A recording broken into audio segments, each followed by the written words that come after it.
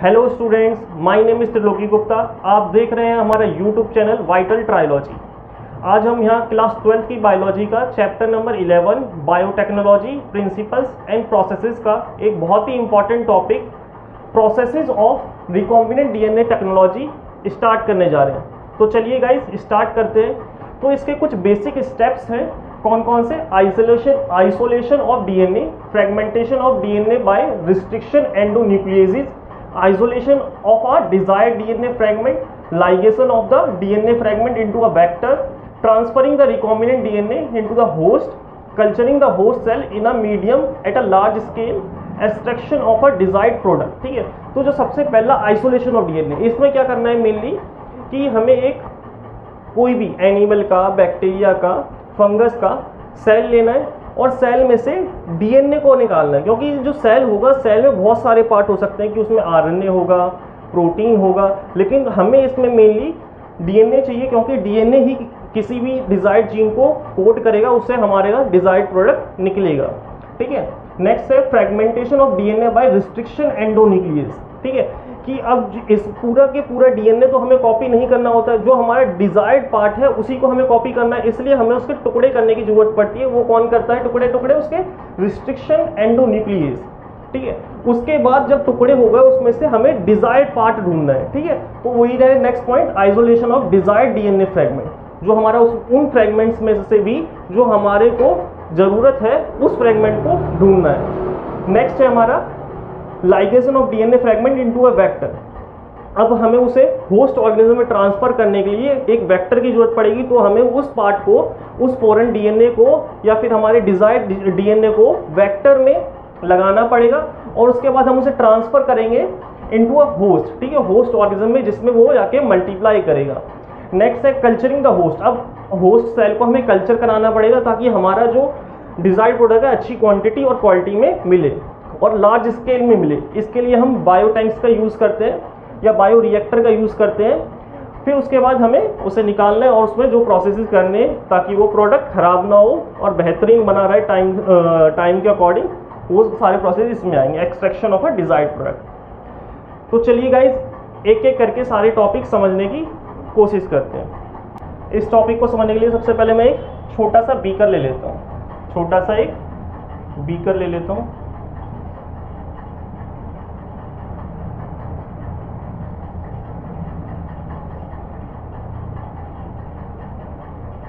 ये मैंने ले लिया छोटा सा एक बीकर। ठीक है, इसमें मैंने करवाई ग्रोथ ऑफ सेल्स। कौन से सेल्स? वो सेल्स हो सकते हैं एनिमल के या फिर बैक्टीरिया के या फंगस के या फिर प्लांट्स के। ठीक है, अब मैं एक जनरल कोई भी यहाँ पे एक सेल बना देता हूँ। अगर जनरल कोई भी यहाँ पे एक सेल बना देता हूँ, ठीक है, उसका ये डीएनए वाला पार्ट हो गया। ठीक है, ये डीएनए हो गया, इसमें कहीं आरएनए भी पड़ा होगा, और कहीं पे प्रोटीन पड़ा होगा,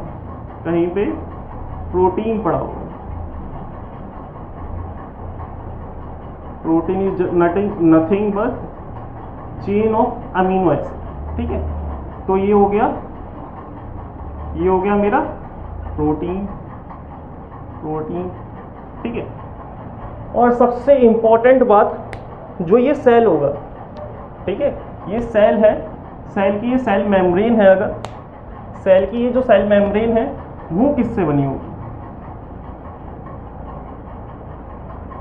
सेल मेम्ब्रेन वो किससे बनी होगी?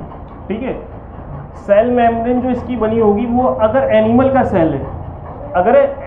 सेल है तो कार्बोहाइड्रेट वगैरह से बनी होती है। ठीक है, बैक्टीरिया की भी लगभग सेम होती है, कुछ एक्स्ट्रा पार्ट आ जाता है। जो फंगस का होता है वो बनी होती है काइटिन से, प्लांट्स का बना होता है सेलुलोज से। ठीक है, कि सेलुलोज से बनी हुई है, इसकी सेल मेम्ब्रेन सेलुलोज से बनी हुई है, फंगस की काइटिन से बनी हुई है, बैक्टीरिया की कार्बोहाइड्रेट से प्रोटीन से, इन सब से मिलके बनी हुई है, यानी कि इन दोनों की लगभग सेम है। जो इनकी सेल मेम्ब्रेन की कंपोजिशन लगभग सेम है, एग्जैक्ट सेम नहीं बोल सकते, लगभग सेम है, ठीक है। फंगस की अलग है और प्लांट की अलग है, ठीक है, क्योंकि फंगस की हमें पता है काइटिन से बनी होती है, प्लांट की हमें पता है सेलुलोज से बनी होती है।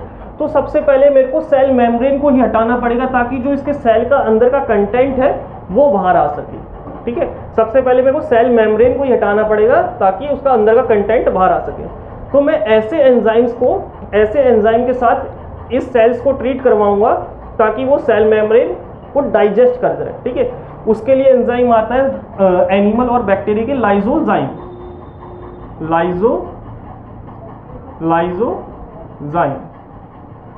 लाइजोजाइम, ठीक है। नेक्स्ट आता है लाइजोजाइम, फंगस के लिए आता है,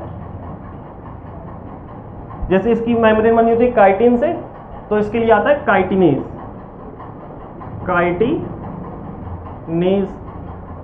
अगर इसकी बनी होती है सेलुलोज से, इसके लिए आ जाएगा सेलुलेज, ठीक है।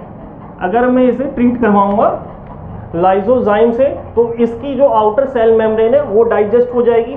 फंगस को अगर मैं ट्रीट करवाऊंगा काइटिनेज से तो इसकी आउटर मोस्ट रिमूव हो जाएगी, और अगर मैं इसको प्लांट सेल को सेलुलेज से ट्रीट करवाऊंगा तो सेलुलोज को खा जाएगा, तो आउटर मोस्ट उसकी लेयर भी खत्म हो जाएगी।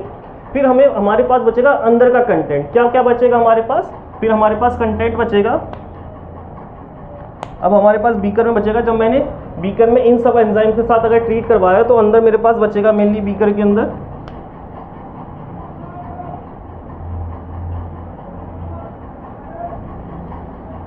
अब बीकर के अंदर है डीएनए है, आरएनए है, प्रोटीन है और भी बहुत कुछ रहेगा एसेक्ट्रा, ठीक है। अब ये सब बचा है क्योंकि मैं सेल की जो उसकी प्रॉपर्टी दिखा रहा था तो सेल की मेम्ब्रेन ही गायब कर दी, जो उसके अंदर का कंटेंट बचा है वो यहाँ पे बचा है। इसमें से भी मेरे को सिर्फ डीएनए चाहिए, आरएनए नहीं चाहिए, प्रोटीन नहीं चाहिए। अब मैं इस कंटेंट को ट्रीट करवाऊंगा, ठीक है। इसको मैं ट्रीट करवाऊंगा विद RNase और प्रोटीएज, ठीक है। प्रोटीएज के साथ ट्रीट करवाऊंगा, आरएनएज के साथ ट्रीट करवाऊंगा। तो आरएनएज क्या करेगा? आरएनए को डाइजेस्ट करेगा। प्रोटीएज क्या करेगा? प्रोटीन को डाइजेस्ट करेगा। अब हमारे पास जो अनडाइजेस्टेड पार्ट बचेगा वो डीएनए का बचेगा। तो अब मेरे पास बीकर में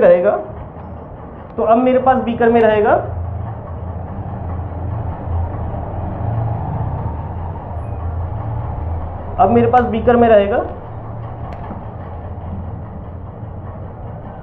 undigested DNA plus digested protein and RNA. इसके बाद क्या होगा गाइस? मैं इसको करवाऊंगा सेंट्रीफ्यूगेशन।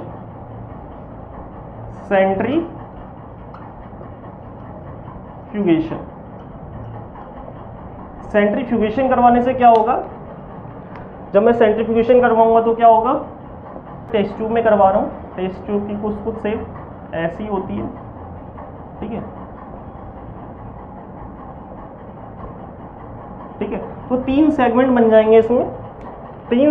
जाएंगे इसमें, कि मान लेता हूँ जो सबसे नीचे रहा होगा वो डाइजेस्टेड प्रोटीन रहा होगा, डाइजेस्टेड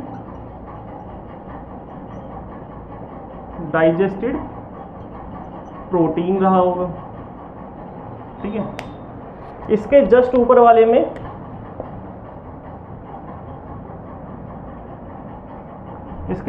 वाले में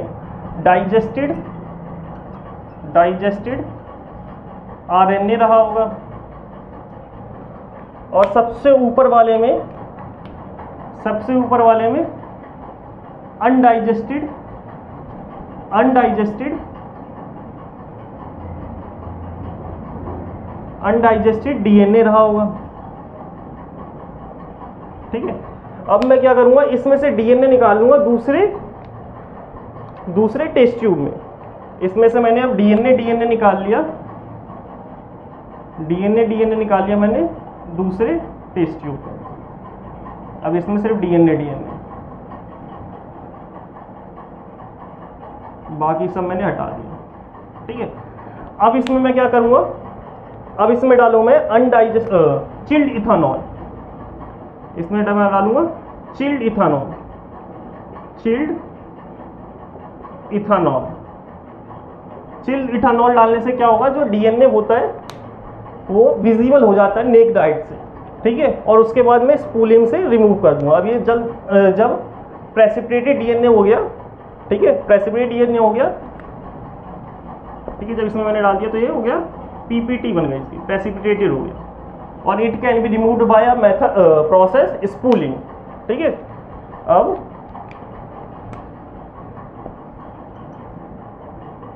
precipitated DNA can be separated by process called spooling. ठीक है, स्पूलिंग में कुछ नहीं होता, ग्लास रॉड से इस डीएनए को सेपरेट कर लिया जाता है। जो भी इसके साथ जो भी इसका फ्लूइड मटेरियल रहा हुआ उसे छोड़ के सारा सिर्फ डीएनए, हमारा सिर्फ डीएनए को एक्सट्रैक्ट कर लिया जाता है, वो होता है हमारा स्पूलिंग।